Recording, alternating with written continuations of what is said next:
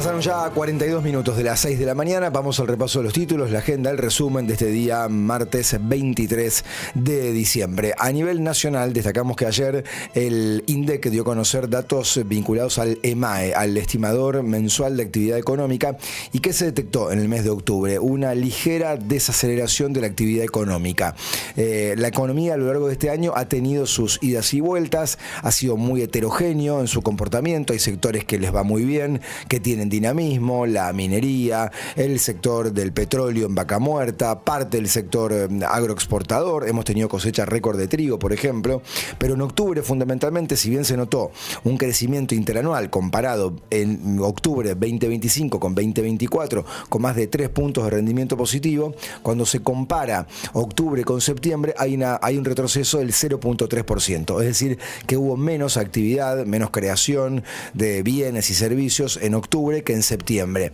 Hay una explicación que escapa a lo estrictamente económico, que es más bien política. Octubre fue mes de elecciones, pero recién el 26, y allí la Libertad Avanza se impuso con holgura, fue la primera minoría que obtuvo más del 40% de los votos a lo largo y ancho del país, se impuso en la provincia de Buenos Aires, la madre de todas las batallas, pero recién se computó una semana hábil del mes de octubre después del triunfo electoral. Hasta ese momento había mucha incertidumbre.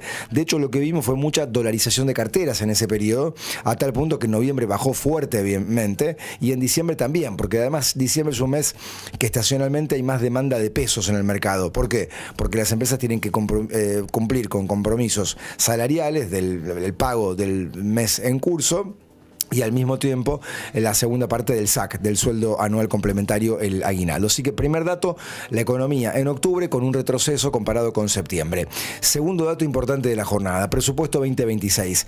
Va a debatirse en el recinto el viernes 26 a partir del mediodía. Y atención, porque apareció un artículo que genera también controversia. Ya sabíamos que el capítulo 11, artículo 75, la oposición lo bochó y lo tumbó. Era el artículo que derogaba 2 leyes: emergencia en discapacidad y financiamiento universitario. La novedad es que en el artículo 30, que se aprobó en la Cámara de Diputados, la oposición vio que hay un recorte muy fuerte de partidas para educación en general, ciencia y técnica. Hay leyes en la Argentina desde la década pasada que establecían un piso de porcentaje respecto al PBI que tiene que invertir el Estado Nacional en ciencia, tecnología, en educación, y el gobierno actual es partidario de desatender ese tipo de erogación. De hecho, viene desfinanciando la ciencia, la tecnología, no hay renovación de contratos para investigación de becarios del CONICET, se nota un desfinanciamiento muy marcado, lo hemos hablado con los científicos a lo largo y a lo ancho del año, y ahora lo quería cristalizar en el proyecto de presupuesto. ¿Por qué es importante que haya trascendido? Porque ahora la oposición quiere rechazar ese artículo 30, si lo rechaza, como todo proceso de sanción de leyes, si la Cámara Revisora le incorpora alguna modificación, vuelve a la Cámara de Origen, con lo cual en la última semana del año, la semana que viene, diputados tendría que volver a tratarlo y ahí definir si insiste con la versión original o acepta los cambios, y siempre hay que ver con qué mayoría lo hace, para ver si vuelve a la otra Cámara o automáticamente se convierta en ley para que sea promulgada por el Ejecutivo. Atención, porque es un debate que se viene fuerte, entonces, la cuestión del presupuesto y qué pasa con el financiamiento de ciencia, tecnología y también la educación. Fundamentalmente, por ejemplo, lo que veíamos en ese artículo, que está la educación en escuelas técnicas que son clave al momento de planificar también algunos oficios para los jóvenes que se están formando en la República Argentina. Vamos a ver también de lo que fue la reunión del presidente Javier Milei con todo su gabinete y su equipo ampliado ayer en Olivos, una cena muy austera donde se hizo un balance de gestión de todo el año. Hubo, digamos, como dato distintivo, una celebración de la elección legislativa de octubre, donde la Libertad Avanza, como decíamos, fue la primera minoría, sacó más del 40% de los votos, pero el presidente Milei insistió en la necesidad de avanzar muy rápido con reformas estructurales de segunda generación. Ya para el gobierno, la primera generación fue el DNU 70, la ley bases, DNU 70, paréntesis, la Corte Suprema de Justicia se está tomando demasiado tiempo para analizar su constitucionalidad o no. Para algunos expedientes han sido muy veloces los cortesanos para tratarlo, y en otros casos llama la atención, si bien está siempre la cuestión de los tiempos políticos del máximo tribunal, en este caso han llegado a la Corte Suprema muchas impugnaciones de distintos artículos del DNU 70 que distintos juristas y particulares son objetados, y la Corte se está tomando su tiempo. La Corte actual, que son 3 jueces sobre 5, hay 2 vacantes que no se han podido cubrir. Cuando el presidente nominó por decreto a García Mansilla y a Ariel Lijo, finalmente el Congreso lo rechazó porque no les satisfizo la modalidad de designación de jueces con esa característica, con lo cual tenemos 3 jueces que no tienen, digamos, si no se ponen de acuerdo los 3 en cada uno de los expedientes, hay que sortear con jueces, como ocurre en muchos expedientes, y eso también demora la emisión de sentencias. Así que les decía, la Corte, digamos que eventualmente va a revisar estas cuestiones. Y vamos a hablar también de los temas económicos. Ayer, en la antesala del debut de las nuevas bandas cambiarias, digo antesala, que va a ser la semana próxima, la semana próxima, ya el viernes 2 de enero, ahí debuta el nuevo esquema cambiario. Recuerden que allí las bandas van a ajustarse por inflación, no ya al 1% mensual. La inflación de noviembre fue 2.5%, digamos, supone un aumento bastante mayor de la banda cambiaria. Hay flotación.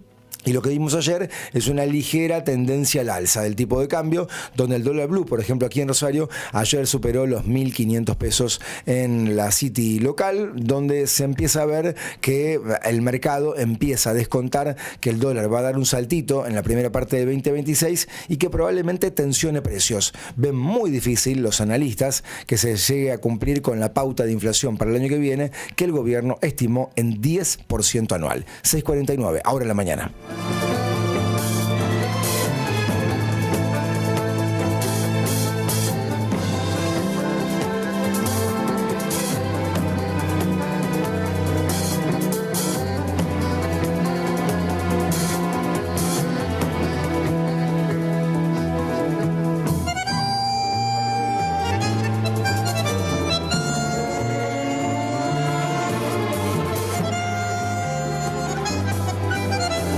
Faltan ahora 11 minutos para las 7 de la mañana. Vamos al repaso de los temas locales más importantes del día. Ayer finalmente se conoció la sentencia de parte del Tribunal Penal que juzgó el doble crimen de la bailarina y su madre en la zona sur de la ciudad de Rosario, en Maestras Santafesinas e Isola, y finalmente los 4 imputados fueron condenados a prisión perpetua. 2 como instigadores. Uno de ellos, un connotado narco de la ciudad de Rosario, René Ungaro, que está detenido por el crimen del Pimpi Camino, quien fuera jefe de la barra brava de Newell's, y 2 sicarios. La particularidad es que este crimen fue perpetrado, fue pergeñado en cárceles, es decir, estas 2 personas que ya estaban detenidas desde la unidad penitenciaria digitaron un crimen alevoso. ¿Para qué? Para sembrar el terror. Y lamentablemente se toparon con la vida de estas 2 personas, madre e hija, que estaban esperando, en el caso de la hija, el colectivo, y recibieron los impactos de bala. La madre falleció de manera inmediata, la hija lamentablemente agonizó, dio batalla hasta que pudo y terminó falleciendo. Era bailarina, prestaba servicios y daba clases en un reconocido club de la ciudad, donde hicieron toda la fuerza posible y lamentablemente no alcanzó para salvar su vida. Así que ayer condena a perpetua para los 4 imputados. Lo adelantaba ayer Maxi Clansec, que se iba a conocer la sentencia y se conoció. Entiendo que hay al menos una sensación de alivio de parte de la familia y también de la Fiscalía, que fue por esa figura legal. Hablando de la justicia, ayer finalmente fue imputado el tío del hoy concejal Juan Pedro Aliar, el periodista que supo desempeñarse durante mucho tiempo en Canal 3, que denunció públicamente los abusos de parte de su tío. La jueza Verón ayer aceptó la calificación legal, la imputación, pero no concedió la prisión preventiva.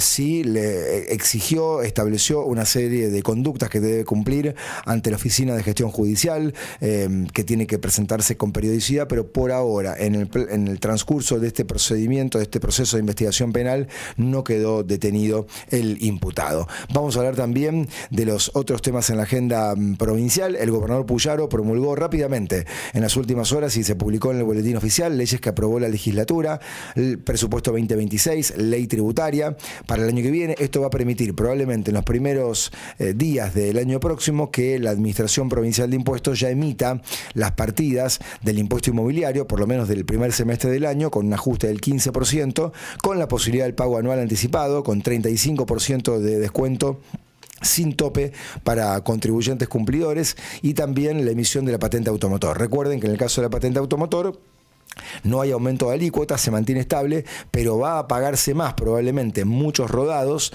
el año que viene comparado con este año, porque lo que se fija, la base imponible, es el valor del rodado que estima ARCA al momento de la ponderación del impuesto a los bienes personales. En un rato, la agenda deportiva, cómo están los equipos de la ciudad de cara a lo que viene. Central mirando de reojo el sorteo de la Copa Libertadores 2026, donde se han definido los biombos, y en el caso de Newell's, buscando incorporaciones, y con la novedad saliente que en las últimas horas el presidente flamante de la entidad, Ignacio